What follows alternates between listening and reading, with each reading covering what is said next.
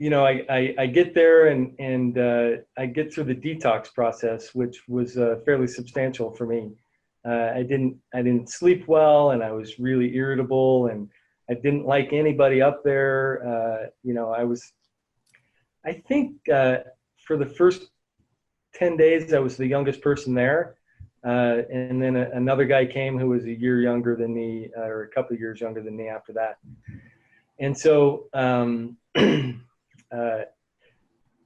after I got detoxed, it really started to mellow out a little bit for me. And I still didn't really like it, but I figured, I was there and I might as well ride it out and see what I could learn, because I didn't like my life before, and this was the only thing that was remotely different from what I knew before, and so I thought I'd see what it was like.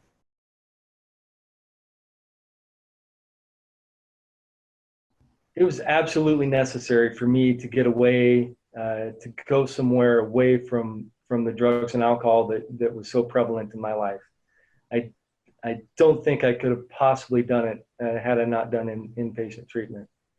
When I got there, like I said, I went through the detox process, and then there's a tremendous amount of education that happens um, through the group therapy and through lecture classes and just being around people who got there before me and who had 2 or 3 or 4 weeks of sobriety when I had 1 or 2 or 3 days.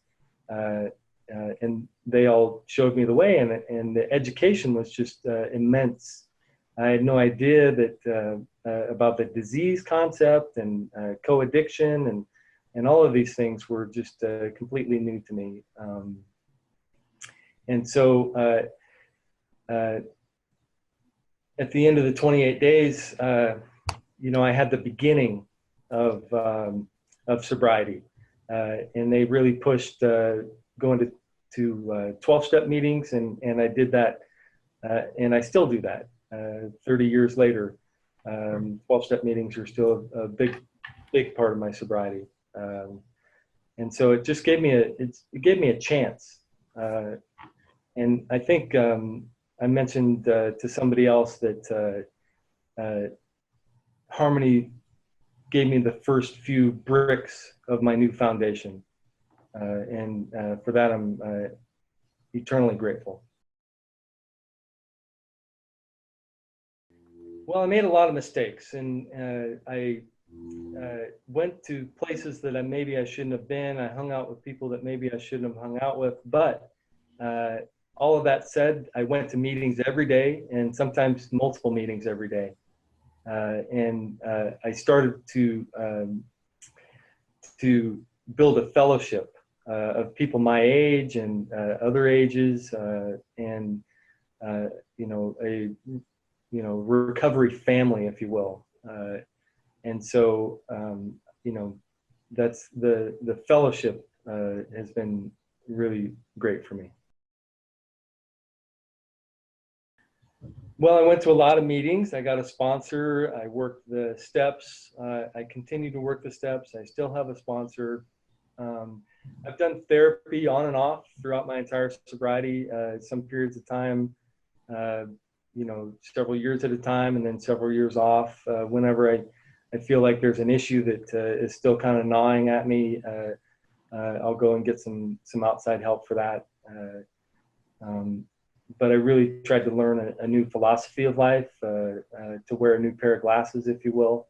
And the 12-step programs have helped me do that. It became real obvious that 12-step fellowships were great, but there were bigger issues than that at times. And if I was going to stay sober, I needed to figure out how to deal with the issues that I had given my childhood and upbringing. When I went to Harmony, I had failed everything that I really ever tried to do up until that point. And since then, I was able to graduate college. I got married and had 2 children, and had a career and still have a career. And in the midst of all of that, found tremendous friendships in the 12-step fellowships.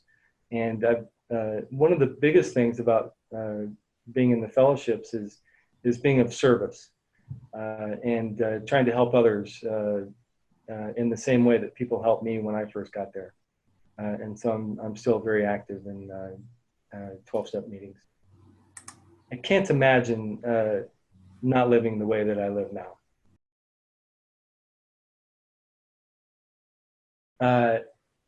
If you're like me, you're very scared. You don't know what's going on. Trust that you're on the right path, and just walk through the doors. Get yourself up to harmony, and learn everything that you can about yourself and about addiction and alcoholism, and then just hang on to everything that you learn.